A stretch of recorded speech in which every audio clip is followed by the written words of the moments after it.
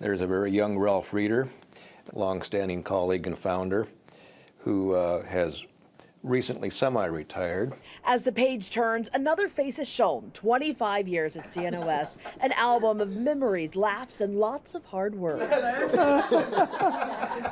Guys, there's some of our old administrators, Cindy Gray, and we weren't sure whether we were going to be able to stay together, we would be able to stand each other, but in fact, it's worked out really well. The friendship between the two physicians started way before they formed CNOS. When I came here 37 years ago, I was on my own, solo practitioner. I brought Jim Case out a year later. We'd both been at Dartmouth. I'd been on the staff at Dartmouth, and he had been a resident at Dartmouth. And we came here really just to practice neurology and neurosurgery. A vision transforms after neurosurgeon Dr. Quentin Durward needed a little help from a group of orthopedic doctors. We decided, after we'd been in practice a while, we should benefit the community by joining together. Neurologist James Case says 13 founding members began the legacy. We had this concept of a one-stop for patient care.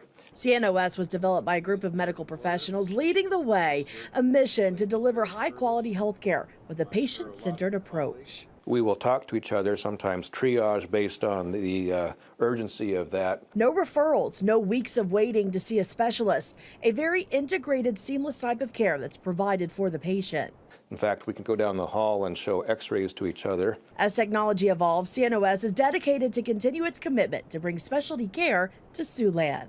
You know, we're really excited about the future. CNOS CEO Nolan Labarsky says the medical center went from 3 specialties to 9. And I think for us, the future is just ensuring that we have what the community needs in healthcare, whether that be additional specialties, locations, or any of the ancillary books of business like our imaging center and physical and occupational therapy. With a makeup of 44 physicians in total, CNOS has a little more than 400 employees. They serve about 26 different rural communities in northwest Iowa and northeast Nebraska.